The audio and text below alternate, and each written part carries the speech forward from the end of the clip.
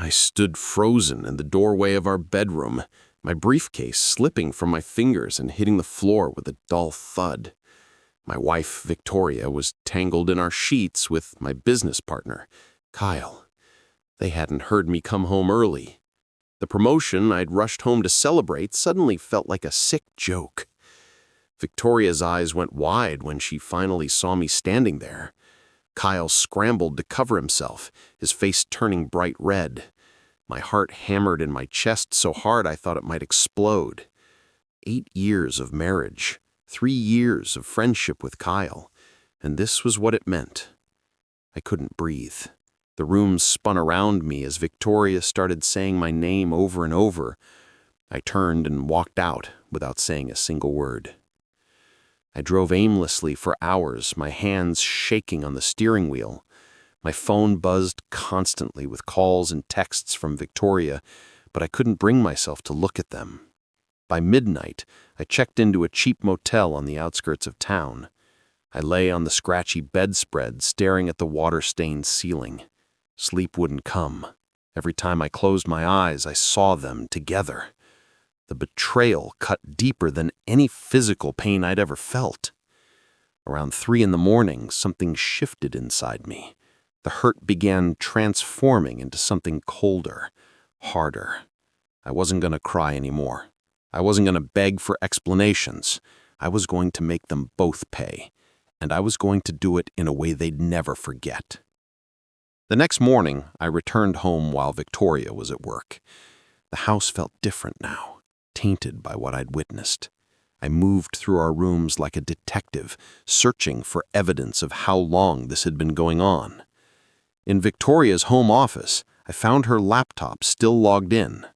My hands trembled as I opened her messages. What I discovered made my stomach turn. The affair had been going on for over a year. There were hundreds of messages between them, filled with intimate details and plans they'd made behind my back. They'd been together in our bed, in our car, even at company events while I stood nearby like a fool. But then I found something even more valuable than evidence of betrayal. I found their plans for Victoria's upcoming promotion party at work. Victoria had just been promoted to Vice President of Marketing at Henderson Technologies, the same company where Kyle and I worked.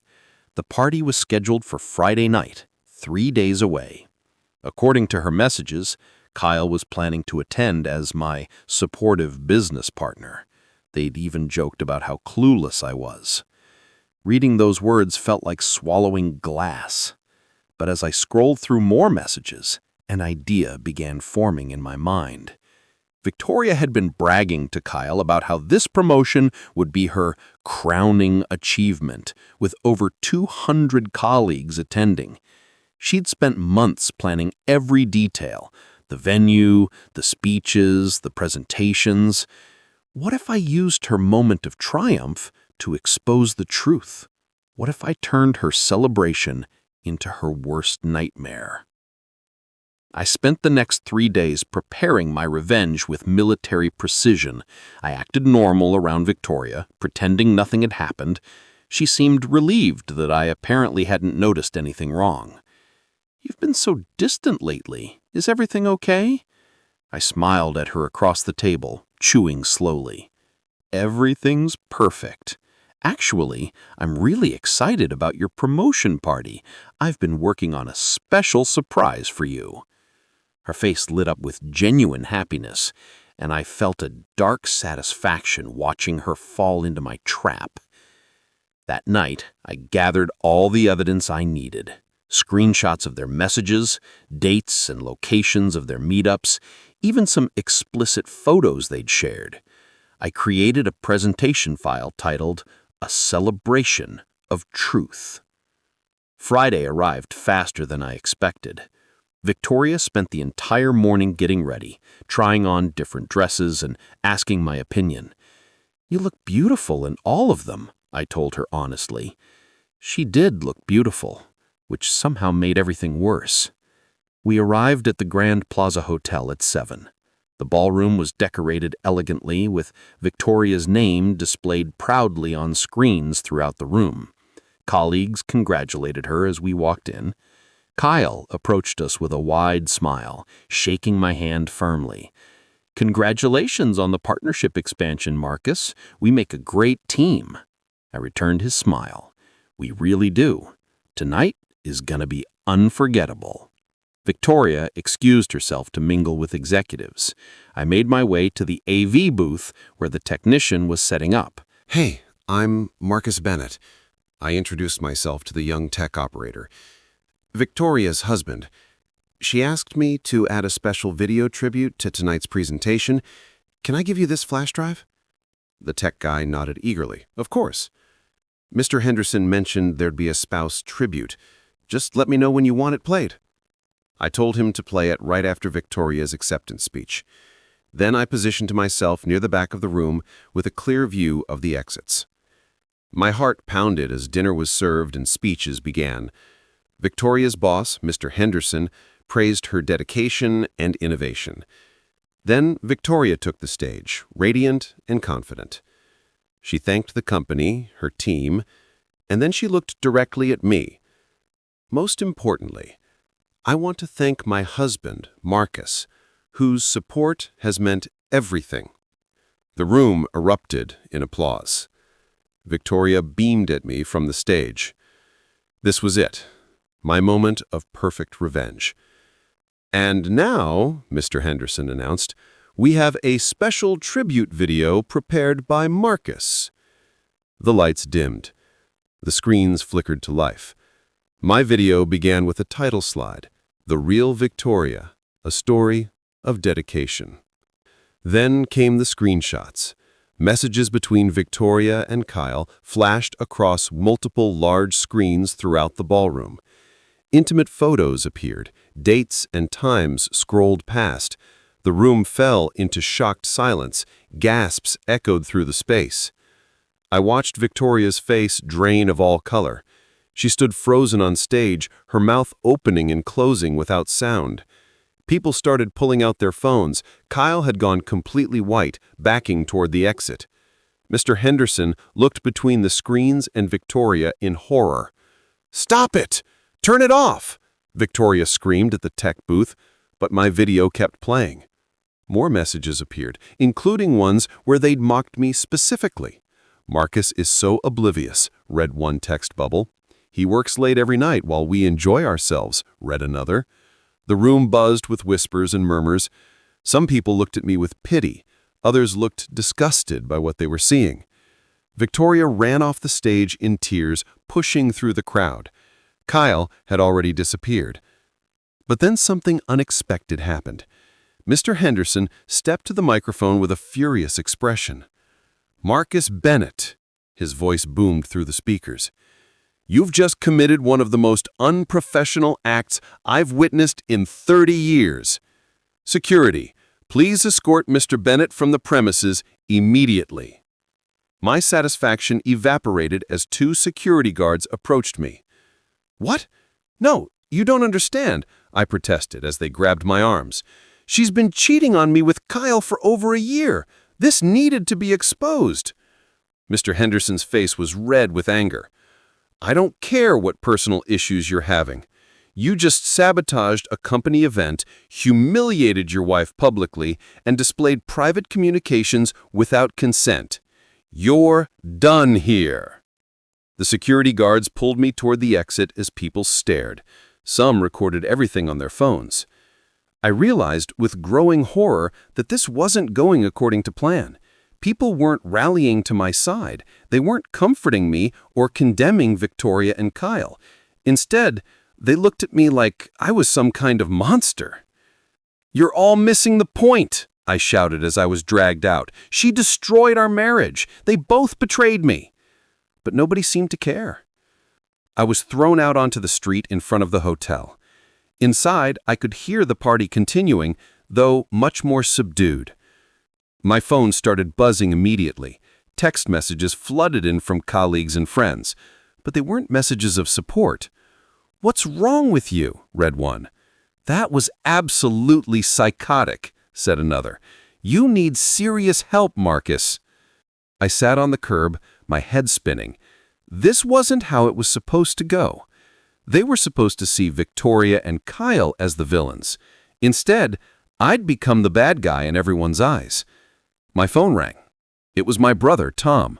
"Marcus, what the hell did you just do? There are videos going viral already. You look insane, man." I tried to explain, but Tom cut me off. "I don't care what she did. You can't do that to someone. You just destroyed yourself." I went back to the motel, my safe space for the past few days. My phone wouldn't stop buzzing. I finally looked at social media, and my blood turned to ice. The videos weren't focusing on Victoria's cheating. They were focusing on my psychotic public revenge instead. Clips of me being dragged out by security had been edited and shared thousands of times. The comments were brutal. "This guy is unhinged. Imagine being so insecure you humiliate your wife at her job. She probably cheated because he's controlling and crazy." Nobody cared about the messages I'd shown. Nobody cared about the year-long affair. All they saw was a man who'd crashed his wife's promotion party with a revenge presentation. I'd wanted to destroy Victoria's reputation. Instead, I'd destroyed my own.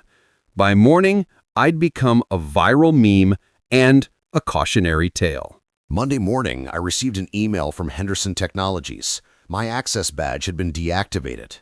I was being placed on immediate suspension pending a formal investigation into unprofessional conduct and potential harassment. Kyle, however, was only being given a warning for inappropriate workplace relationship. Victoria was taking a brief leave but would return to her VP position. The unfairness of it all made me want to scream. I'd been the victim of their betrayal, yet I was the only one facing real consequences. My lawyer called that afternoon with worse news. Victoria had filed for divorce under restraining order, claiming I was emotionally unstable and potentially dangerous. The restraining order meant I couldn't return to our house. All my belongings would be packed and delivered to wherever I was staying. "This isn't fair," I told my lawyer. "I was just exposing the truth." "Marcus," my lawyer said carefully, "truth or not, you displayed private communications publicly without consent. That's potentially illegal, and doing it at her workplace event makes it worse. We need to focus on protecting you legally right now." Over the next week, things deteriorated rapidly. Henderson Technologies fired me for gross misconduct and violation of company values. My severance package was denied due to the circumstances of my termination. Kyle kept his job. Victoria kept her job. I was the only one who lost everything. My business partnership with Kyle was dissolved, with him buying me out at the minimum required amount. News outlets picked up the story. Local blogs ran articles titled "Scorned Husband's Revenge Backfires Spectacularly" and "The Wrong Way to Handle Infidelity, a Cautionary Tale." My face was everywhere, always looking unhinged as security dragged me out. My friends stopped returning my calls. My parents told me I'd handled things poorly and needed to take responsibility for my actions. Even Tom, my own brother, said I'd gone too far, regardless of what Victoria did. I felt completely alone in a nightmare of my own creation. Victoria's lawyer sent mine a brutal divorce settlement proposal. Because I'd been fired for cause, and she'd kept her high-paying VP position, I wouldn't get any alimony or support. In fact, because of the emotional distress I'd caused her, she was seeking damages. Our house would be sold, and she'd get 60% of the proceeds. My retirement accounts would be split, with her getting the larger share. I destroyed my marriage, my career, my reputation, and now I was going to lose everything financially, too. Depression set in hard and fast. 2 months after that disastrous party, I was living in a small apartment across town, working as a freelance consultant for a fraction of my previous salary. Nobody wanted to hire the guy from those viral videos. That crazy revenge husband had become my permanent identity online. One evening, my doorbell rang unexpectedly. I opened it to find Kyle standing there, looking uncomfortable. "What do you want?" I asked coldly. "Can I come in? I need to talk to you," he said.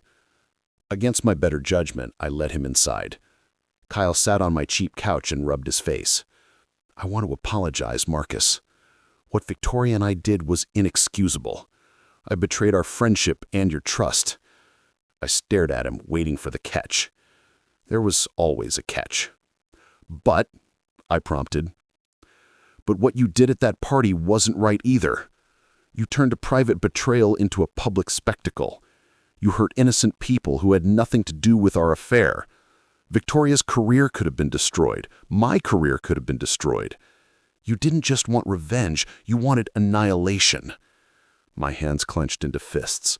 You're seriously coming here to lecture me about morality after what you did? Kyle stood up. I'm not defending what we did. I'm trying to make you see why everyone turned against you. Cheating is terrible, Marcus, but what you did was calculated cruelty designed to cause maximum damage. That's why nobody supported you. That's why you're here alone. He left before I could respond. I sat in the dark for hours, his words echoing in my mind. Was he right? Had my revenge been worse than their betrayal? I started seeing a therapist named Dr. Patricia Holbrook. She was the first person who didn't immediately judge me for what I'd done. Tell me about the moment you found them, she said during our first session.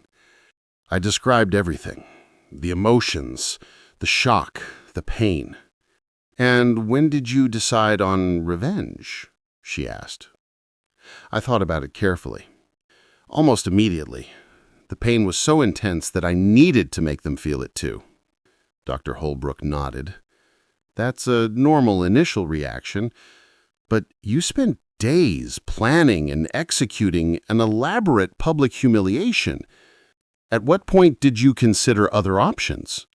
I realized I hadn't. Not really.